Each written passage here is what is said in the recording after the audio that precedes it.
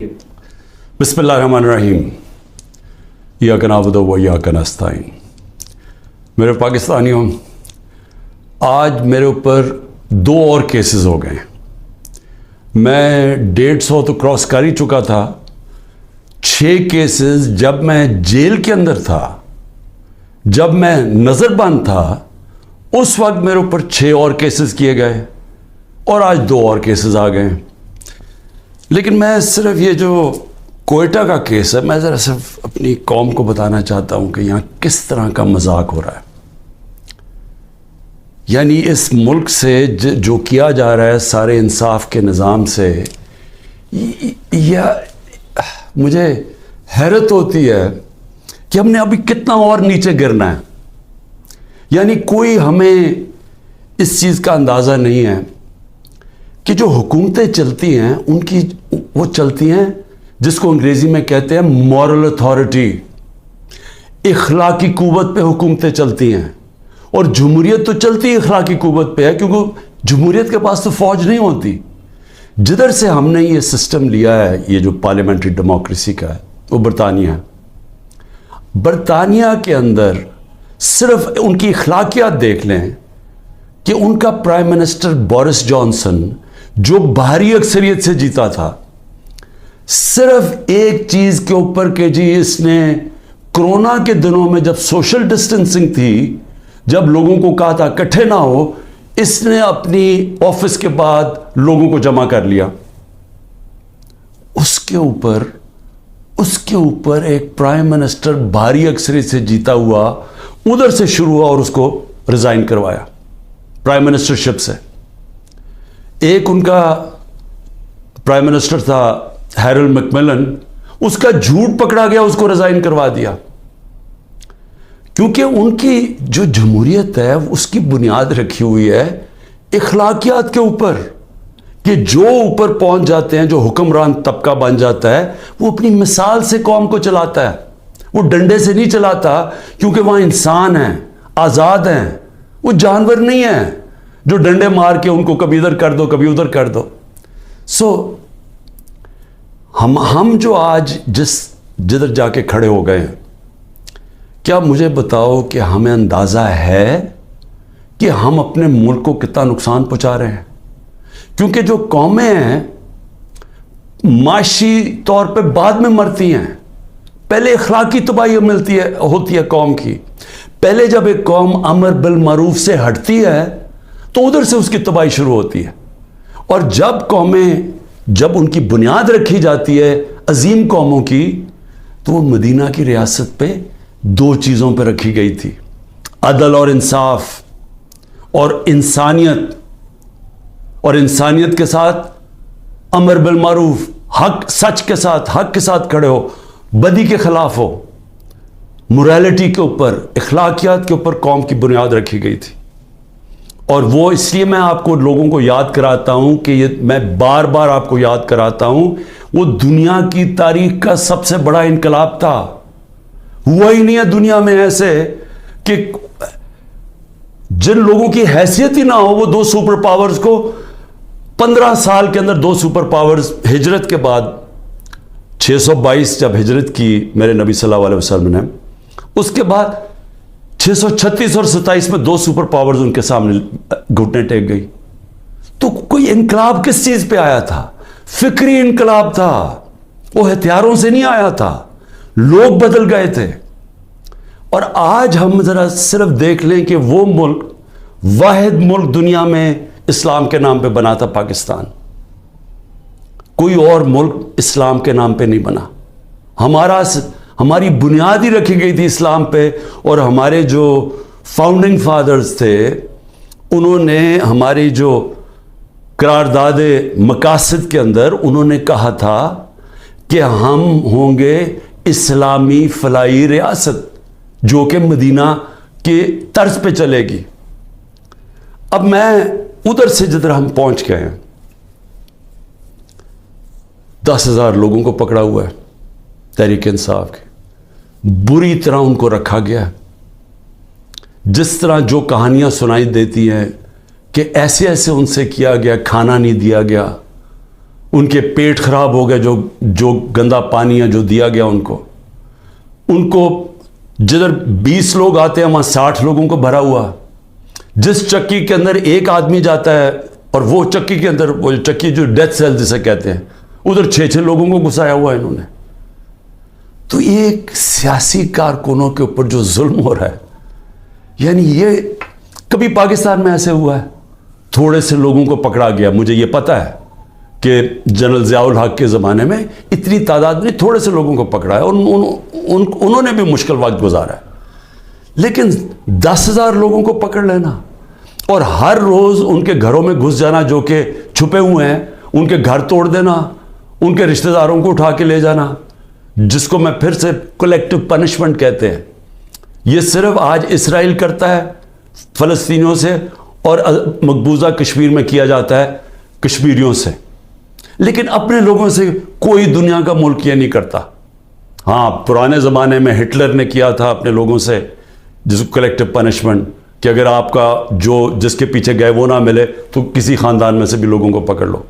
اور یہ پھر اسٹالن کی جو سوویت یونین تھی وہ بھی بڑا ایک خوفناک قسم کا دور تھا, ادھر ہوتا تھا. لیکن یہ کسی مہذب معاشرے میں آج نہیں ہوتا جو آج کیا جا رہا ہے. تو اب میں آتا ہوں کہ کیسز کے اوپر, کیسز کیا بن رہے ہیں لوگوں کے اوپر. ایک کیس سے نکلتے ہیں, ان کو دوسرے میں پکڑ کے اٹھا کے لے جاتے ہیں کہیں. عمران ریاض اس ملک کا وہ صحافی تھا جس کو یوٹیوب پہ سب سے زیادہ دیکھا جاتا تھا. اس کا ابھی تک پتہ ہی نہیں وہ کدھر ہے, اور ہم سب کو خوف ہے کہ اس کے اوپر تشدد اتنا کیا ہے کہ یہ اس کو سامنے نہیں لے کے آ رہا ہے. عدالتیں بلا رہی ہیں, وہ نہیں آ رہا. اور جو پھر ہماری عدالتوں سے ہو رہا ہے اس وقت, بالکل عدالتوں کو انہوں نے ایسا کیا کہ ان کی کوئی حیثیت ہی نہیں ہے. سپریم کورٹ کا فیصلہ ہوتا ہے آئین کے مطابق, ہم آئین کے مطابق فیصلہ کرتے ہیں. 14 مئی کو الیکشن ہونا تھا, 90 دن کے اندر آئین کہتا ہے.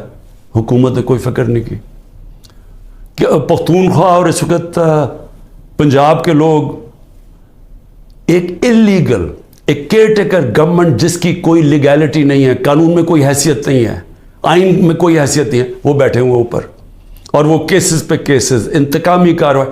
یعنی کیئر ٹیکر کا مطلب ہی ہوتا ہے وہ نیوٹرل ہوتے ہیں, یا نیوٹرل کا بھی ایک اور معنی ہو گیا, جو نیوٹرل بھی کہتے ہیں وہ بھی ظلم کر رہے ہیں ایک ہی پارٹی کے اوپر. تو یہ کیس کیا ہے؟ اب یہ ذرا جو لیٹسٹ میرے پہ کیس ہوا ہے, مجھے تو یہ پتہ ہی نہیں تھا, کیونکہ میرے پاس اتنے کیسز ہوئے ہیں, مجھے تو اندازہ ہی نہیں کہ کون سا کیس کون سا ہے. مجھے صرف اتنا پتا ہے کہ بلوچستان میں کسی نے کیس کیا ہوا ہے, اور وہ ایسا فولش کیس ہے کہ اس کی کوئی حیثیت ہی نہیں ہے, اس کے اوپر میں نے کبھی توجہ ہی نہیں دی. وہ کیس کیا ہے؟ قاسم سوری رولنگ دیتا ہے کہ جناب یہ مراسلہ, یہ جو سائفر آیا ہے وہاں سے, اس کے ہوتے ہوئے بیرون ملک کی مداخلت ہوئی ہے ہمارے افیئرز میں, اور اس میں لکھا ہوا ہے کہ عمران خان کو عدم اعتماد میں شکست ہو. یہ مراسلے میں لکھا ہوا ہے, جو کہ وہ ڈونلڈ لو اور ہمارے ایمبیسڈر کے بیچ میں بات چیت ہوئی, جو کنفرم کیا گیا پاکستان کی سیکیورٹی کاؤنسل نے. پھر جب شہباز شریف بنا پرائم منسٹر, پھر سیکیورٹی کاؤنسل میں ایمبیسڈر کو, اسد مجید کو بلایا گیا. اس نے بیٹھ کے کہا کہ ہاں یہ مجھے ڈونلڈ لو نے کہا تھا کہ عمران خان کو ہٹاؤ پرائم منسٹرشپ سے, اور یہ عدم اعتماد میں اس کو فیل کرو. اور ابھی عدم اعتماد درج نہیں کی گئی تھی اسمبلی کے اندر. تو قاسم سوری نے اس کو سامنے رکھتے ہوئے کہا کہ اس کے مراسلے کے ہوتے ہوئے میں یہ نہیں اس وقت آگے اسمبلی کو بڑھنے دیتا. اس کے اوپر میں نے اسمبلی ڈیزالو کر دی. اس کا مقصد ہی ایک ہے کہ کسی نہ کسی طرح عمران خان کو پکڑ لو. اور میں اب کل اسلام آباد جا رہا ہوں, میں تو پورا تیار ہوں, میں تو تیار ہوں کہ پھر سے مجھے یہ پکڑیں گے. لیکن میں کچھ اور آج کہنا چاہتا ہوں. میں آج اپنی پارٹی کو بھی ساروں کو یہ آج کل چیزیں بتاتا ہوں کہ اب آپ کو سمجھ آئے کہ میں نے 27 سال انصاف کی تحریک کیوں شروع کی تھی. کیونکہ یہ جو ہمارے سے ہو رہا ہے, جو میرے سے ہو رہا ہے, جو میرے لوگوں سے ہو رہا ہے, یہ پاکستان کے عام آدمی سے ہر وقت ہوتا ہے جب طاقتور کے سامنے وہ کھڑا ہوتا ہے. ہر وقت کمزور کے اوپر ظلم ہوتا ہے اس ملک کے اندر. اور اگر آپ میرے سے پوچھیں کہ ہمارا ملک آگے نہیں بڑھا تو حضرت علی کا قول ہے کہ کفر کا نظام چل جائے گا لیکن اس طرح کا ظلم اور ناانصافی کا نظام نہیں چل سکتا. اللہ نے اپنے سارے جو پیغمبر بھیجے تھے دنیا میں سب ایک چیز کہتے تھے, انصاف کے لیے کھڑے ہوئے تھے سارے پیغمبر.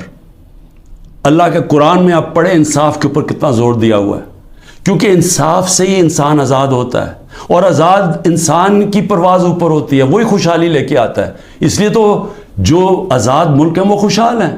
آپ دیکھ لیں جدھر انصاف ہے وہاں آزادی ہے, وہ خوشحالی ہے. جدھر انصاف ہے وہاں حقیقی جمہوریت ہے. جن ملکوں کے اندر انصاف نہیں ہے وہاں جمہوریت نہیں آ سکتی.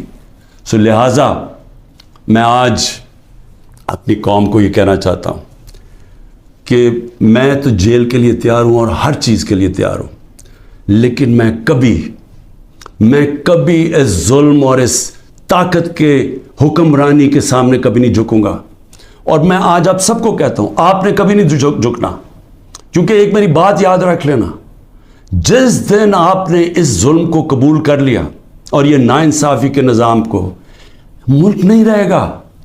کوئی قوم نہیں سروائیو کرتی اس طرح. جس قوم کے اندر اس طرح کا ظلم ہوتا ہے وہ نہیں سروائیو کرتی.